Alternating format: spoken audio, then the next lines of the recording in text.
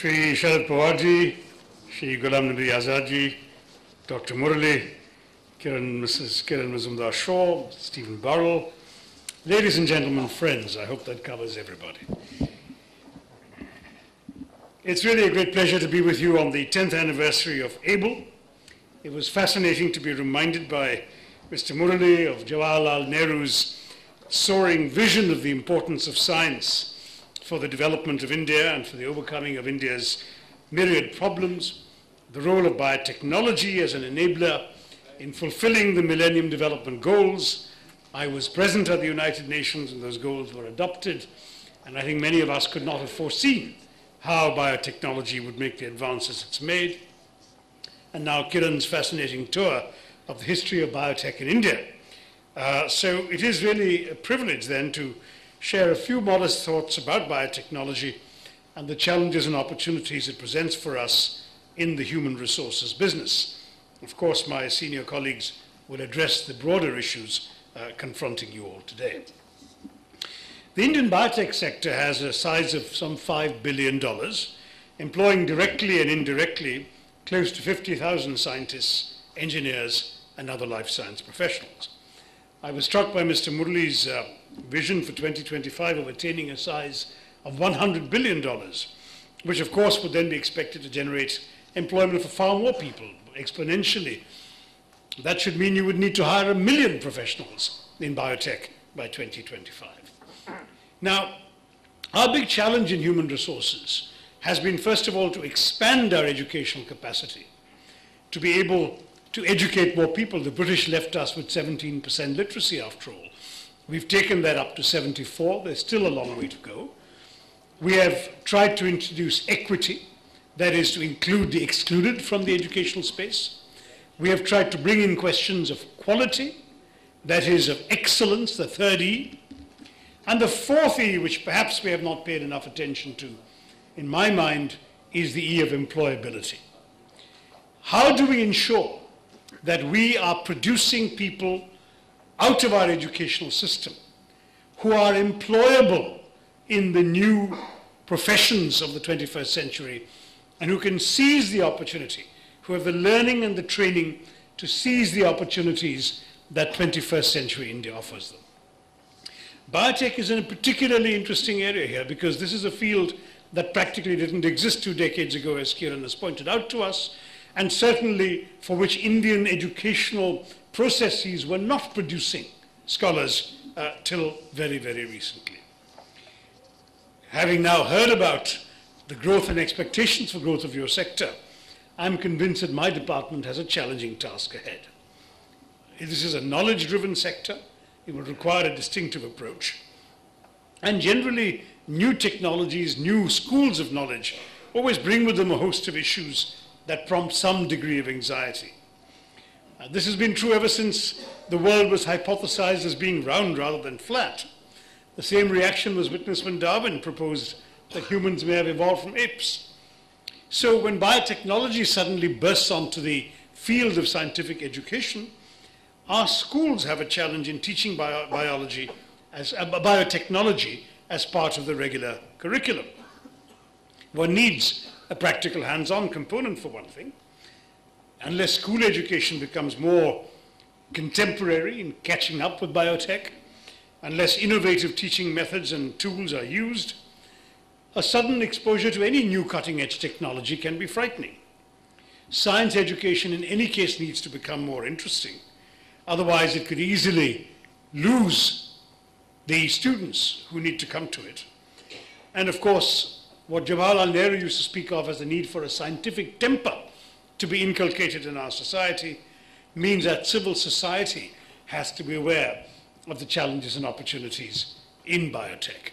If you really want to hire 1 million people by 2025, then you really need to educate 1 million people who are in school today to be ready and equipped to take on those opportunities 12 years from now. The current college curriculum is also geared more towards general science at the undergraduate and then of course it gets more specific at the postgraduate levels. But I don't think, from my limited conversations with friends like Kiran and other captains of your of industries relying on science, that our scientific graduates are necessarily industry ready. With a knowledge and skill-based industry like the biotech industry, we do have a huge amount of challenges to focus on. Certainly Ghulam Nabi ji is bound to be talking about our role in the manufacturing of drugs, generic drugs, for which we are one of the largest suppliers of medicines in the world. Indian pharmaceutical manufacturers are supplying 20% of global generics at affordable prices, and these are benefiting people all over the world, not just in our country. In fact, I'm told in the US that 75% of American drug prescriptions are for generic drugs. And obviously Indian-made drugs have a significant share of that market. You go to a supermarket chain like CVS or Walgreens or Duane Reade, it's their brands on the bottle, but inside is a product that was devised and made in India. Biosimilars, that Kiran has already mentioned, the generic versions of biological medicines are crucial to provide access for important life-saving biologic drugs in most developing countries like India. And that, of course, requires different manufacturing processes and therefore a much higher skill set, because the direct end product is for human use, and we need to create people who can work in that field. So our educational system must provide, in the private and public system at the undergraduate and postgraduate levels, a strong element of practical training. If you want to get students who are ready for your industry, then you need to help train those students yourself. I've often said, as a general proposition about our education system, that first E of expansion and that second E of equity has sometimes worked against that third E of excellence. We have not always focused sufficiently on quality as we have understandably focused on quantity.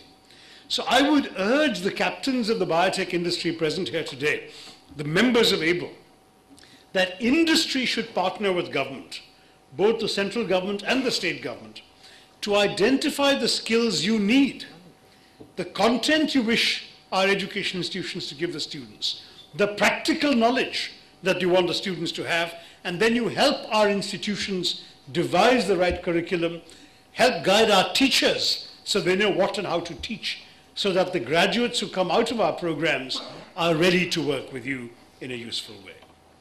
I was very interested to hear about the biotech finishing schools in Karnataka, put together by the IT, BT and S&T department of the government of Karnataka, in which I believe ABLE has been involved. 6 in Bangalore, 6 in other schools in other parts.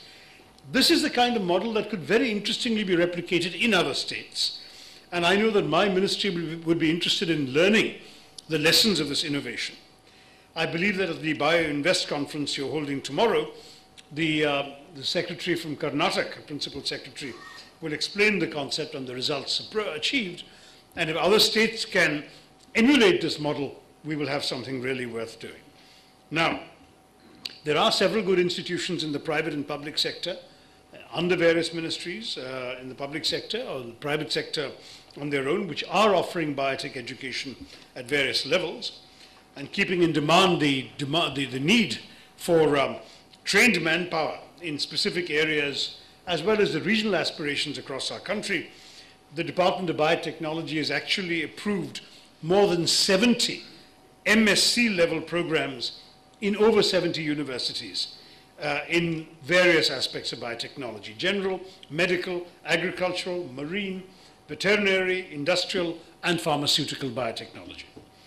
The department is also considering initiating new programs in food and nutrition, clinical pharmacology and product development, bioinstruments and biomedical standards, bioenterprise management and funding, and so on.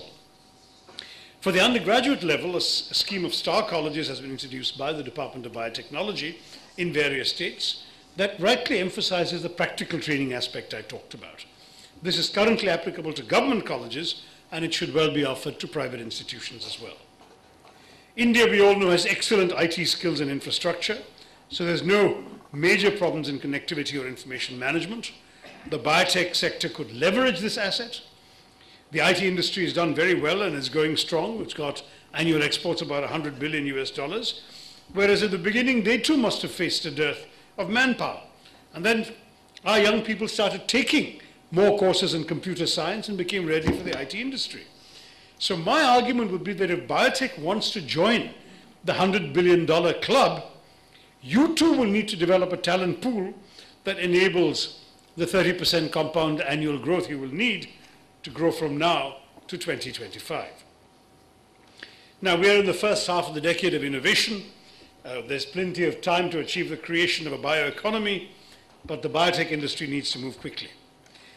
Able has been informing me that currently of the 900 odd drugs being marketed, less than a handful have been discovered with Indian involvement. We heard Kiran telling us that 1 out of every 3 vaccines is made in India, and Mr. Bagul tells me the actual figure is 60%, not 33% of all the vaccines in the world. So we are looking at some interesting innovation patterns in this country. In the US, they've been releasing 25 new drugs a year, each year for the past decade. So we can move forward in all of this if research takes place in our universities.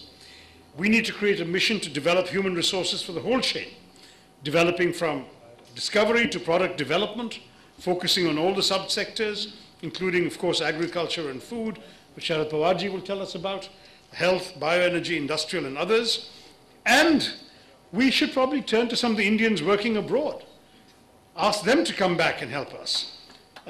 Our ministry is quite willing to offer the appropriate incentives and schemes. Create high-quality curricula, fine-tuned to global requirements, produce a skilled workforce that can fit in anywhere, imitate, in other words, what IT did. If IT can serve as a good example for us, where internationally the space is dominated by Indians, why can't we imagine a world where tomorrow biotech does the same? I remember when I went to graduate school in America in the 70s, the cliche about India was half-naked fakirs lying on beds of nails. Right? The stereotypes, poverty, begging bowl, at best Maharajas on elephants. Today the cliche in the same Western countries is that every Indian must be a computer geek, must be a software wizard. I had a friend of mine who, like me, did history in college, who was accosted by a perspiring European at an airport saying, you're Indian, can you help me fix my laptop? If we get it right, by 2025, the equivalent will be people saying, you're Indian, what's the latest biotech invention you're working on? That's the way we should be aiming to head out. Education, of course, will impart knowledge. Transforming education into business applications requires aptitude and attitude. It's not necessary that all graduates will seek employment. Many will become entrepreneurs. Kiran is a trailblazer in that regard. Obviously, as she herself implied with a history story, biotech is a field where there's plenty of room for entrepreneurship. So let's give students the opportunities to learn, to work for your companies, and to challenge your companies as well. Many government departments have enabled biotech parks, science parks, incubators, giving entrepreneurs facilities. The Department of Biotechnology runs several schemes like the Biotech Entrepreneurship Students Team, and so on. And there's also the National Students Life Science Entrepreneur Workshops in partnership with ABLE, where college students are trained. So a lot more needs to be done. You've got the germs of the idea, replicate it, spread it through the country. So I would urge and invite all of you from the biotech industry, discuss and exchange ideas with the central and state governments, take this forward as a mission so that reaching your goals may be quicker. This can be a partnership. We must place the creation of highly skilled human resources for the bioeconomy enterprise of India as a critical agenda for the nation. This is the enterprise that can help empower us and fulfill that soaring vision of Jawaharlal Nehru that your president reminded us of today. It is fully time that we redeem his pledge. Thank you and Jai Hind.